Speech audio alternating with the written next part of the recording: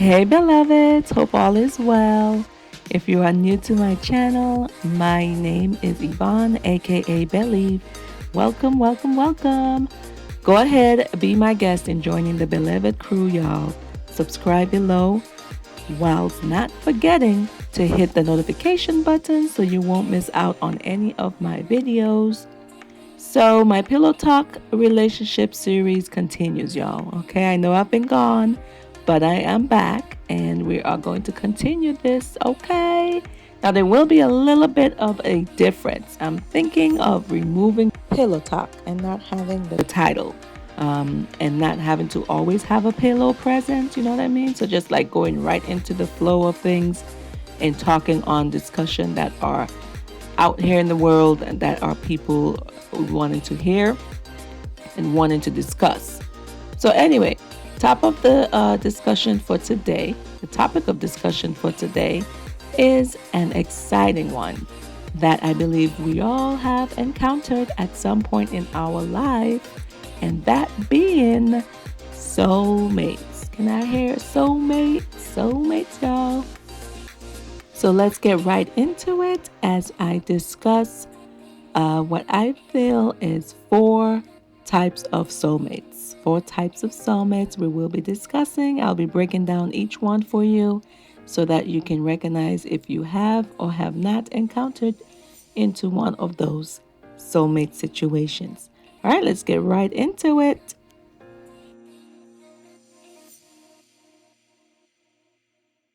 All right. So, do you believe in soulmates? Are you in a toxic relationship that doesn't seem to grow to anywhere? Do you feel your complete self around that one person you're with? How about in your life accomplishments? Are you with someone you feel you can do business with or build an empire with? If your answer is yes to any of these questions, you may just be in a soulmate relationship, y'all. I would like to raise awareness on four types of soulmates that we may have encountered, experienced, or even sabotaged. Yes, sabotaged because some we've met, some who've met their soulmates just aren't ready to be with them. That soulmate, therefore, for many reasons, that potential relationship never takes off. So, but that's a whole other topic of discussions for another day. Okay. So stay tuned. Let's go on to what we came here for.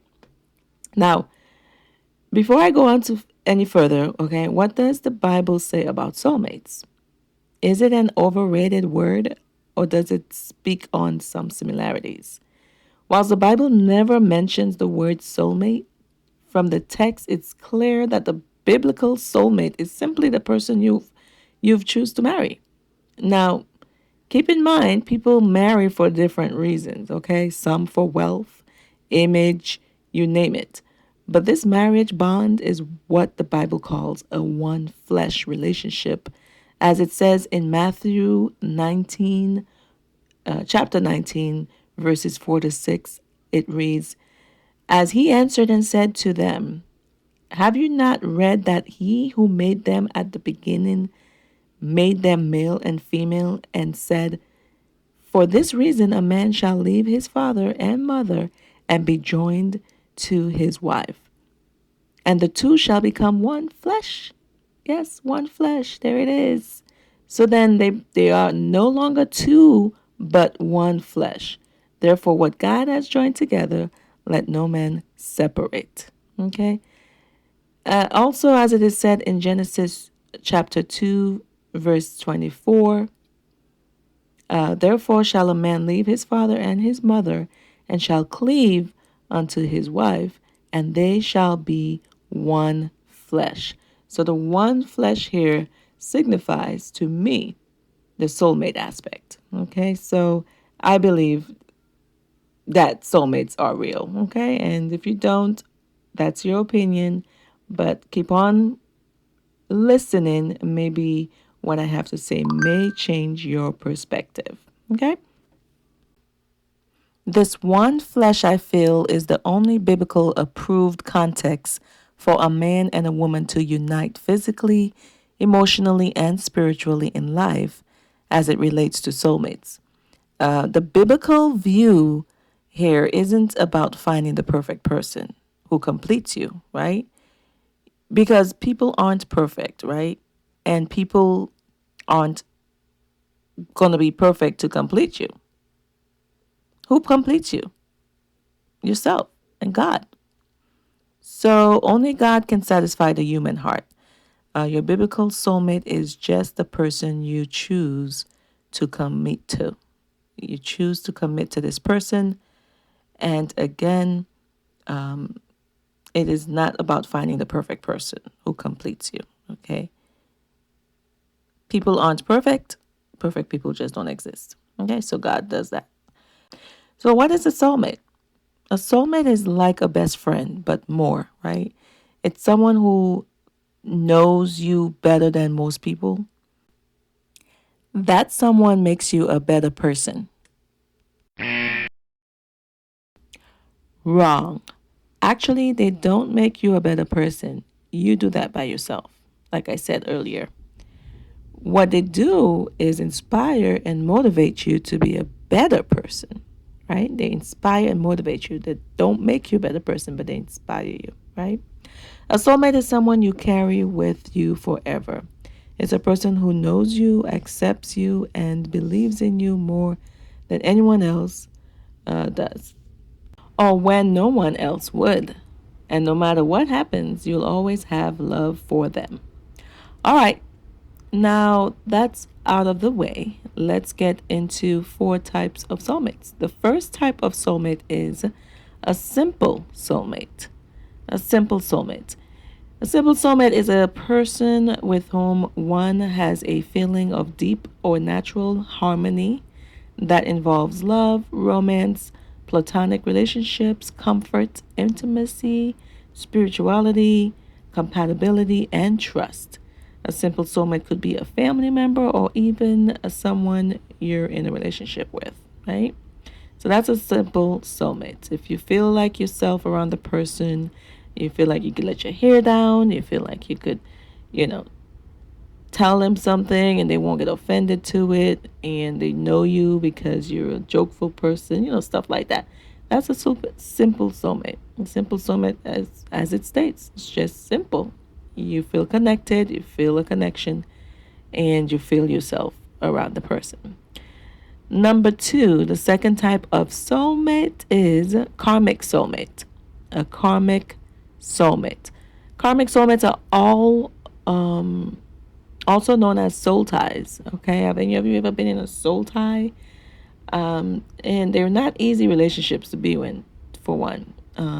It is a deep connection full of love and passion that are hard to let go of.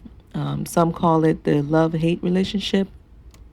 Okay, it involves a whole lot of toxicity, such as physical and emotional abuse and extreme narcissism. Extreme narcissism, y'all. You two were brought together to learn a lesson from your past that you have failed to master over and over again.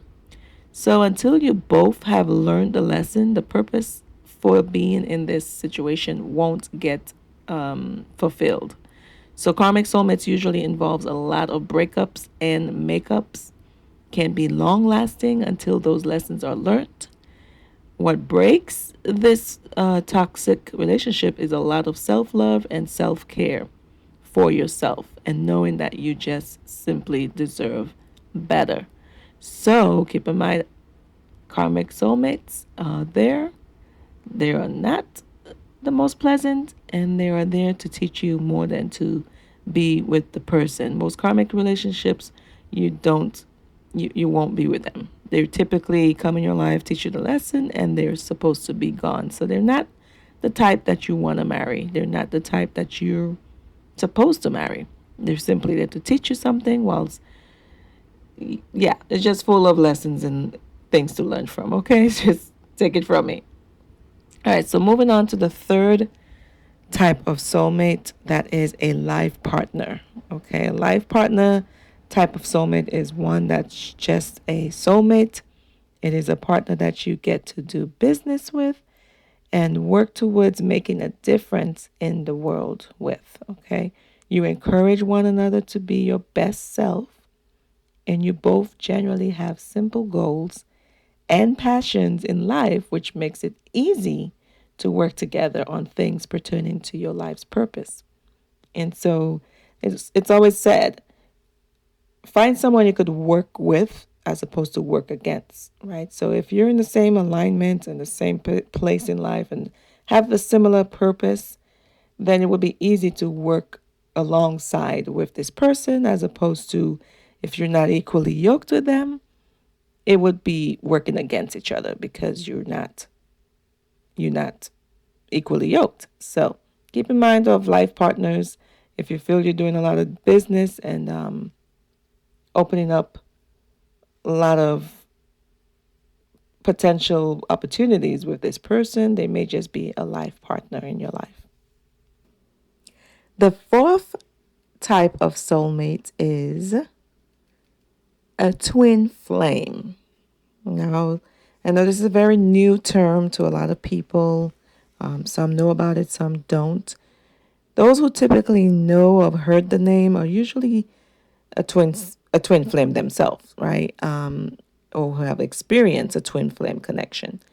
So a twin flame, I can't think of any other word to explain it, like like any of the other type of soulmates, but it's a lot involving twin flame, and unlike all the other soulmates, they're there to help. The primary reason brought into your life is to heal something that hasn't been healed within yourself. Um, it's there to heal you. Now, it's the most powerful out of all the soulmates. It's the most powerful. It's the most connected. It's the most attraction. The most everything you could think of. And it has phases. And I won't go into much detail on what the phases are, but for the most part, there is a blissful moment. Then there is a runaway moment, and there's a opportunity to perhaps work together and come into union or to reunite. Now, the thing with twin flames are once you've identified them and you've been shown what you need to heal, once both parties have healed and then possibly come back to each other, you still have a choice. You have a choice to accept the relationship because I'm a big believer on everyone has a power of choice. But another reason that twin flames present themselves to each other is for the sake of not just healing, but to making a difference in the world, right? So this special soulmates are created to come together using their talent, skills, and gifts to make the world a better place. There are divine beings that the Most High has chosen to put on earth to come together and do a good deed in the world. And if you're not aware of who you are, what it is that you're in, that connection, then it gets sabotaged. And sabotage meaning you're unprepared, unaware, and to fulfill this mission that you've been called into. It's a super, super blessed situation to be involved. It's kind of like being called to be, a president or something, or to be seen as the CEO of a company. It has a lot of power to it to be even called to do that type of spiritual work within the spiritual realm. And so that's a little bit about twin flame. It's a little bit tricky. You have to just know. But once, if you come across your twin flame, you will know. You may not know right away, but you will eventually know, because the connection is going to be so powerful. It's going to cause you to want to go find out, what is this, right? What is this, and why is this happening to me? It's going to allow you to go research. And when you research, you'll figure out, oh my goodness, this is what I'm involved in. And once you've known the information, because God's going to show you, to lead you to the information, it's what you do with it that really matters. So once you find out what it is, you're then left to make your choice, because we all have the power of choice. And so that's twin flame. A lot of things to all these soulmates. They are there for a reason. Some are there for a season, and some are there for a lifetime, right? They're not all soulmates need to be lifetime, right? They're there. Some of them are just there to teach you and to move on. If you've ever been with a soulmate, or your soulmate, if you've ever married your soulmate, or if you've ever been in a relationship with your soulmate, you would think, oh my goodness, we'll be together forever, right? But then something happens where it's time to move on. And that's okay, as long as you feel that's the right thing for you to do. Because, like I said, not all soulmates are there to be in your life for a lifetime. They're there to grow you to a certain point, and then move on to other purpose in their life, right? So I hope this has helped you all. I know it's not the best explanation on soulmates or whatnot, but at least you have a little general idea, and feel on what types of soulmates there is out there. A lot, how should I say this? The majority of soulmates that are going on right now in the world are mainly what I feel are the karmic soulmates. Karmic soulmates are going on. It's like booming, just like the house industry. Karmic soulmates are booming, y'all. It's if you've ever known anyone to be in a toxic relationship, just ask them, are you in a karmic soulmate relationship? Do you have deep love and passion for this person? Yet you argue a lot, they disrespect you a lot, they call you out of your name, whatever the case may be. These relationships are hard to get over, and it can happen, but you have to have a lot of strength, and you have to have a lot of self-respect and self-love for yourself. That's how you get out of it.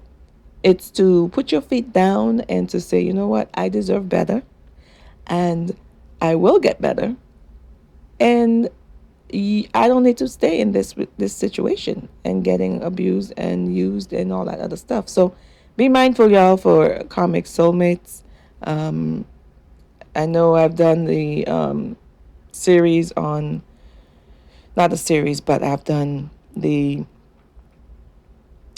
online dating, the online dating. Remember the last episode? Well, in online dating, just be mindful of people who have dated anyone less than a year. Okay, those people usually are in karmic situations where they're not quite done with that soulmate of theirs. And so when they're not done, there's still lessons to be learned, and those cycles will keep repeating itself. So if you involve yourself with someone who is still in a karmic situation, who hasn't learned their lesson, or who has not understood their self-worth, then you will just be messing up yourself. So I say be mindful of those relationships, and keep your eyes open, keep your ears open to find out and hear all the red flags, so you could remove yourself out of that situation ASAP. Because once two people are not done with themselves, no matter how much you give, no matter how much love and consideration you offer to a particular individual, it is going to go in. It's gonna go in vain. It's not gonna go, because that person's not pretty much going to be done with their situation. So just be mindful of that. That's my take on everything, y'all. I hope you enjoyed. I hope you've learned something as usual. As you know, my efforts and my ability is to help each and every one of you gain some insights on something that you may have never known before. So, hope this helps, and stay blessed, stay beautiful, and always know that you are wonderfully made. Bye, y'all. Till next time.